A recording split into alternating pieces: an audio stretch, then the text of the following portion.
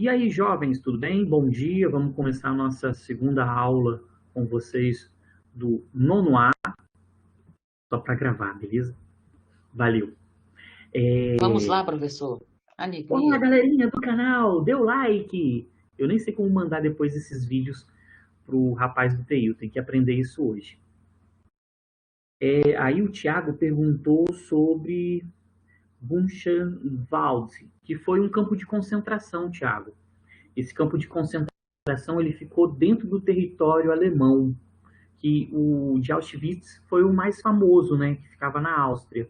Mas esse aí também foi um campo de concentração nazista, que ficava na Alemanha, dentro do território da Alemanha, efetivamente. Beleza? Se eu não estou enganado, é isso. Bianca falou que eu não estou sendo gravar, agora eu estou gravando. E aqui era a bandeira do Japão durante o período da Segunda Guerra Mundial, né? Depois nós temos a mudança. Era bonitinha, né? Parece a bandeira lá Sim, sim. No caso da da Alemanha, Thiago, foi sim. Áustria, Pode eu acho. Só que com um círculozinho no meio, né? tem bandeiras que são bem bonitas, bem legais, né? Essa do Japão eu acho ela bem exótica. Bem, mas vamos lá então, né? Rapidinho falar do eixo e dos aliados, né? Para a gente avançar e na próxima aula fazer uma atividade, né? Do nosso sextou, né? Partiu recesso. Lindos. Então nós tivemos aqui, ó, dois grupos, né? Sendo constituídos aí durante a Segunda Guerra Mundial. Esses aqui, né, são os atores principais. Nós tivemos outros países participando, beleza? O Brasil esteve aqui junto com os aliados.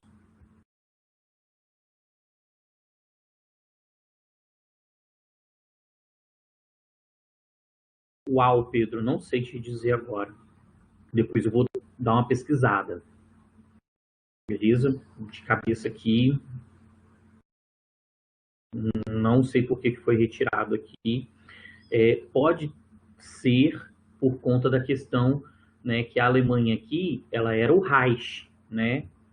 Então, esse símbolo aqui deve ser relacionado ao Império Germânico. Como a Alemanha depois voltou a ser uma democracia, uma república, o símbolo talvez foi banido por isso. Que foi inclusive o que o Thiago colocou, mas deve ser essa a relação, beleza? Mas, professor, Hum.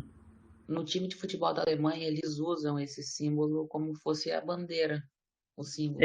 O escudo da seleção alemã também É. pensei nisso, mas na bandeira da Alemanha hoje ele não aparece, né? Mas ainda deve ser utilizado em alguns setores, né? É questão de um símbolo, né, da história e tudo. Lindos, então, dois blocos. Nós tínhamos os aliados, Inglaterra, França, União Soviética e Estados Unidos, e o eixo, Alemanha, Itália e Japão, beleza? E os países que foram aderindo aos dois blocos, a Bulgária, beleza? A Polônia, a Tchecoslováquia, os territórios que a Alemanha foi conquistando também foi entrando aqui no eixo, né? Lembrando que Portugal e Espanha, apesar de serem totalitárias de direita, não entraram na guerra. A Espanha e Portugal permaneceram neutras durante a Segunda Guerra Mundial. Esse foi um dos motivos do salazarismo em Portugal e do franquismo na Espanha ter ficado mais tempo no poder, beleza? Essas ditaduras ficaram até a década de 70, porque eles não participaram diretamente aí da Segunda Guerra Mundial. Sabia-se que rolava uma informação entre Itália, Alemanha, Espanha e Portugal, principalmente a Espanha, né? Nós vamos discutir sobre isso daqui a pouquinho, quando a Itália caiu, mas, né, oficialmente Espanha e Portugal foram neutras no conflito, beleza? Por isso que permaneceram com o seu regime. Aqui, né, mais uma imagenzinha do ataque de Pearl Harbor, né? E aqui nós temos, né, alguns direcionamentos do conflito na Ásia, beleza? as zonas de resistência na China, você observa, beleza? Os norte-americanos, os chineses, os japoneses, né, dentro desse conflito, desse nosso mapinha aqui. E aí nós temos a Batalha de Stalingrado, que, como nós já havíamos discutido anteriormente, acabou marcando a virada dos aliados do lado oriental da guerra. Eu sei que estou sendo muito repetitivo nisso, né? Mas uma questão muito comum, principalmente em questões discursivas sobre Segunda Guerra Mundial, trabalha esses dois pontos: o significado histórico do dia D e o significado histórico da Batalha de Stalingrado. Então, a Batalha de Stalingrado, ela marcou a virada dos aliados do lado oriental da guerra e ainda teve um fato importante: ela quebrou o mito da invencibilidade de Hitler. Né? Alguns acreditavam, só um segundinho, meu lindo, alguns acreditavam que Hitler era invencível, que ele utilizava forças ocultas, e a União Soviética, na Batalha de Stalingrado, acabou quebrando justamente essa ideia. Fala aí, meu querido. Como assim a virada ocidental? No caso oriental, né? Nós tivemos duas viradas na Segunda Guerra Mundial. Uma do lado oriental, né, uma do lado soviético, que foi a Batalha de Stalingrado, e outra, né, do lado ocidental, que foi na França, o dia D, beleza? Uma liderada pela União Soviética e a outra pelos Estados Unidos, ok? Beleza. Então, sempre lembrando que nós tivemos duas viradas nesse confronto. E aí, futuro do Brasil, vale a pena destacar também, né, que esse episódio, a Batalha de Stalingrado, aconteceu dentro daquele processo da terra arrasada. Então, as tropas da Alemanha foram avançando, chegaram à cidade de Stalingrado, ela estava abandonada. Stalin, então, fez um cerco à cidade e começou um bombardeio pesado, beleza?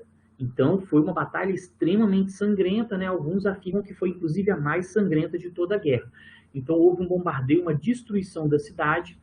A Alemanha teve que bater em retirada nesse momento, e aí nós temos a contraofensiva dos aliados sendo iniciada com a Batalha de Stalingrado. Então, quebrou, né, o mito da invencibilidade de Hitler, Hitler foi derrotado, e nós tivemos ainda, né, a virada dos aliados do lado oriental do conflito.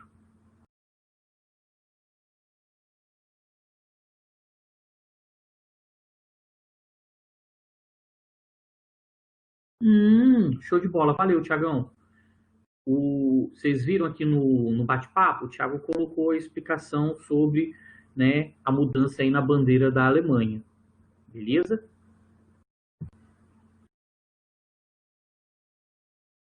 Aqui nós temos a Conferência de Teherã, né, quando os três tenores, né, Stalin, Roosevelt e Churchill, né, se reuniram para discutir o andar, o caminhar da Segunda Guerra Mundial, e aqui nós tivemos a definição do dia D, né?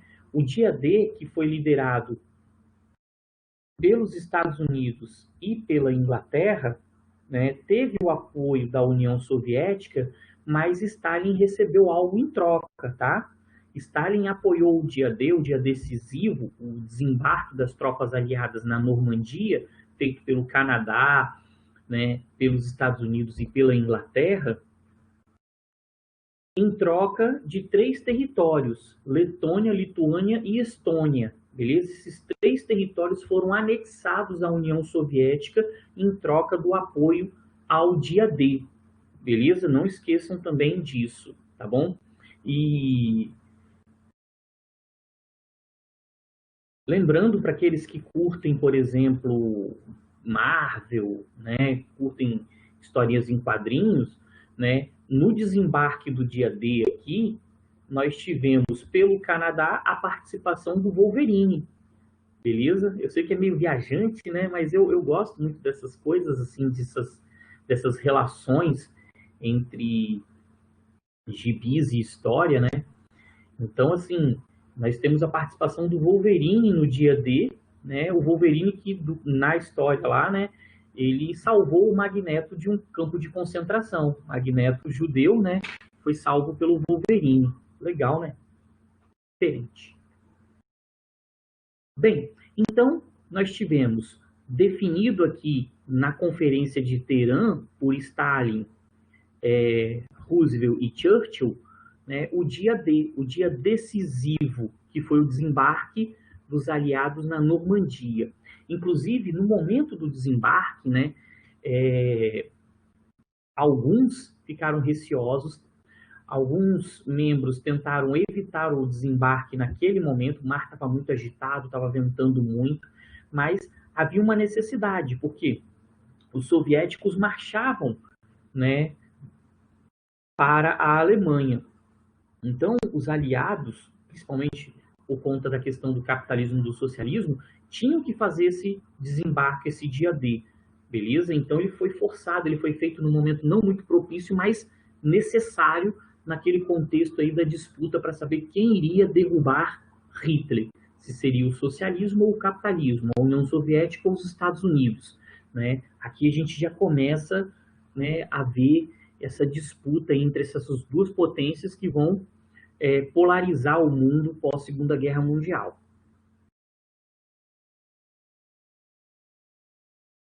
Aqui nós temos uma imagem, né, do dia D. Depois eu vou tentar disponibilizar para vocês, né? Eu vou ver se eu consigo colocar lá no Google Drive, se tem espaço para isso, né? Eu tenho um monte de fotos da Segunda Guerra Mundial, muitas imagens mesmo. Para quem curte, né? Tem muita coisa bacana aí.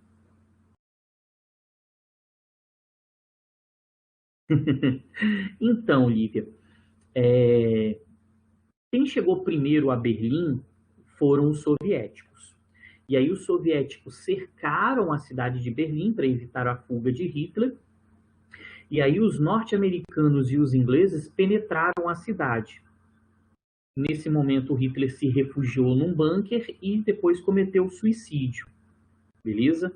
Então, vamos dizer aí que houve um empate técnico nesse processo. Beleza? Não houve um vitorioso nesse contexto, não, mesmo porque isso ia criar uma situação até de uma continuidade dentro desse conflito. Nós temos um momento aí bem complicadinho. Inclusive, quando nós vamos falar... no caso do conflito aqui na Segunda Guerra Mundial, depois nós não tivemos nenhuma grande pandemia, não.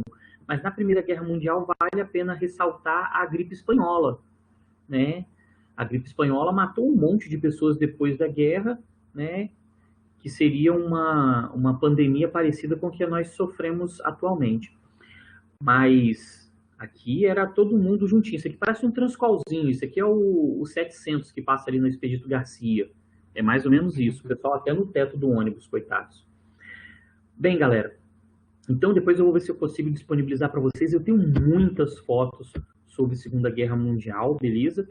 Aí eu vou ver se eu consigo, para depois que voltarmos, né, a estudar após o recesso, eu consigo disponibilizar. Se eu não conseguir disponibilizar todas, pelo menos algumas, que eu consiga colocar um link que vocês tenham acesso, uma coisa assim. Né? Tem muita coisinha legal aí.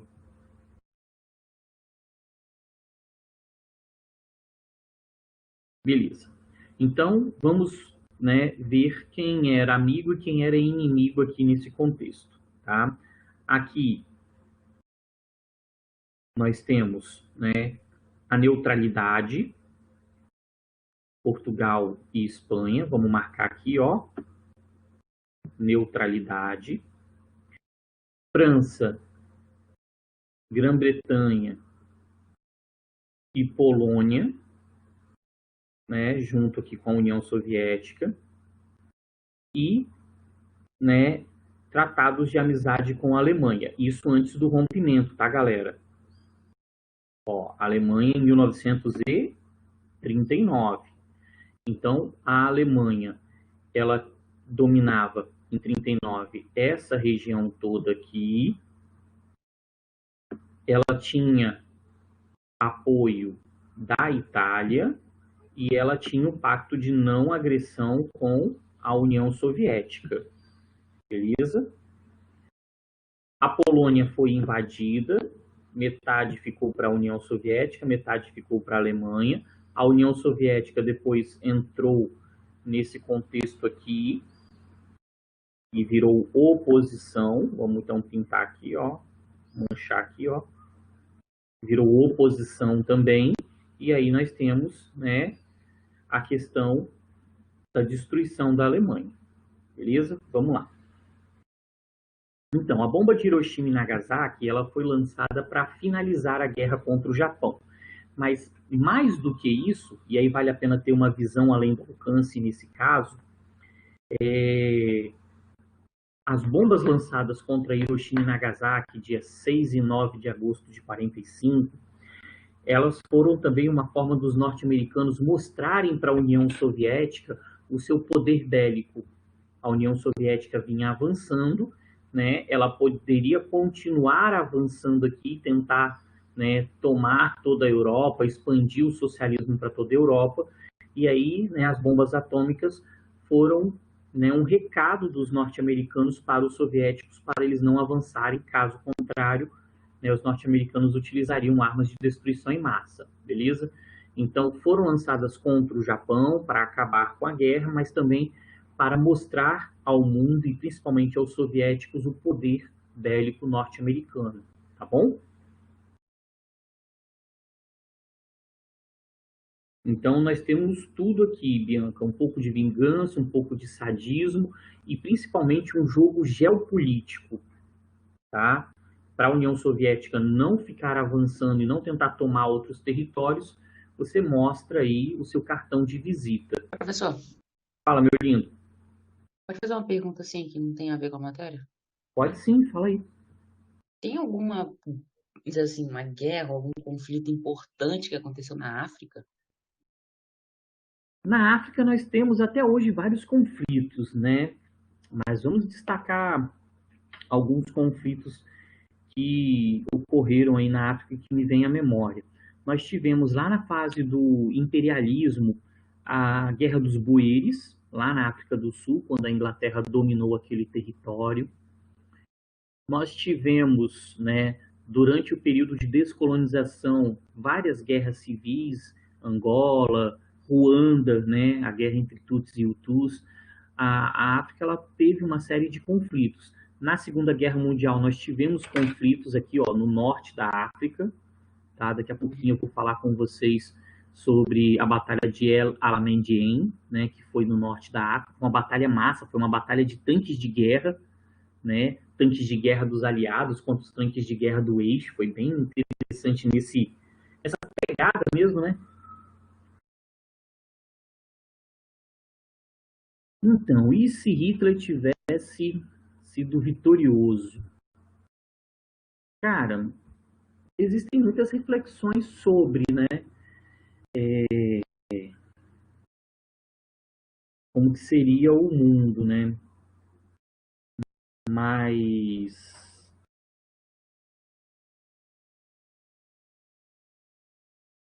é algo muito difícil de se imaginar, beleza? Porque a vitória do Hitler seria a vitória de um discurso, né? O discurso do espaço vital, principalmente o discurso do arianismo, né? Nós teríamos um mundo, eu acredito, um pouco mais complicado, beleza? O mundo seria muito mais complicado caso Hitler tivesse vencido. Então, assim, e hoje nós já vivemos várias situações complicadas, como aquela série de manifestações nos Estados Unidos, algumas que repercutiram aqui no Brasil por conta, né, de questões étnicas. A gente teria uma situação mais profunda desse ponto de vista.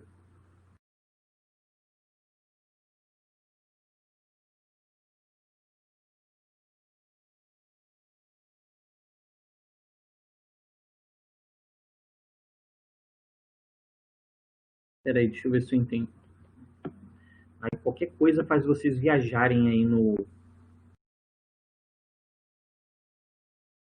Qualquer coisa faz vocês viajarem aí no bate-papo. Professor, O Brasil, ele participou, né? Vamos ver as guerras mais importantes que nós participamos aí. Nós tivemos a guerra da Cisplatina, quando o Uruguai se tornou independente do Brasil. Nós tivemos... Só um minutinho, gente. Só um segundinho mesmo, vou ter que sair.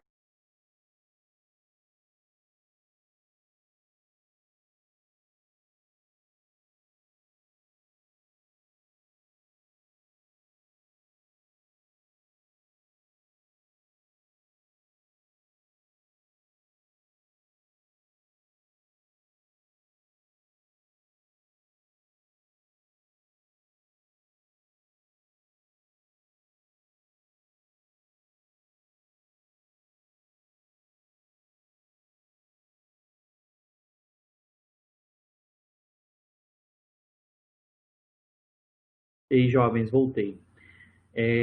Desculpa.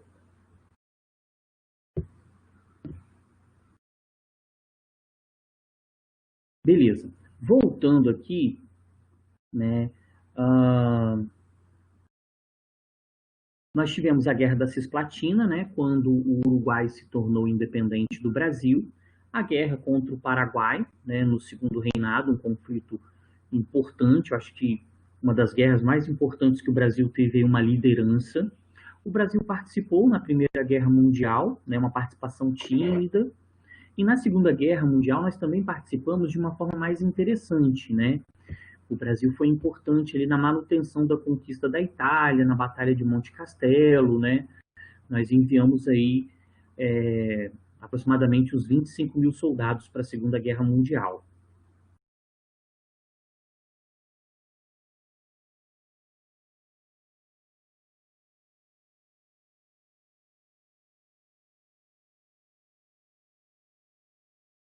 Para bruxas noturnas.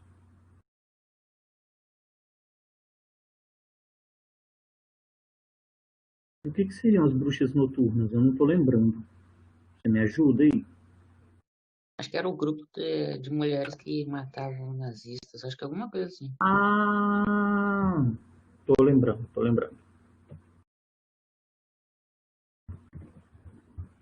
A gente não falaria dele especificamente, não. Mas a gente pode, né, discutir alguma coisa.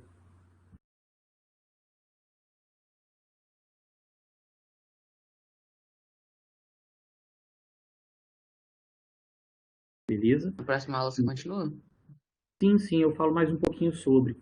Porque a questão dessas bruxas noturnas é que elas faziam uma parada muito irada, né? Elas bombardeavam à noite, elas eram da aviação, não é isso, Sara? Isso. Então, depois eu vou tentar relembrar aqui, qualquer coisa eu até vejo se eu tenho alguma coisa escrita em alguma colinha minha aqui, beleza? Então, na próxima aula, nós vamos continuar a falar um pouquinho sobre, né, Segunda Guerra Mundial. Aí nós entraríamos na fase final. Provavelmente eu vou deixar essa fase final para a gente falar sobre no retorno do recesso, que a gente faz uma revisão e finaliza essa parte da Segunda Guerra Mundial. E aí hoje nós faríamos mais uma atividade na próxima aula, beleza? Aí eu falo com vocês sobre a questão das bruxas noturnas e aí a gente faz a atividade e fecha aí o nosso dia. Beleza, galera?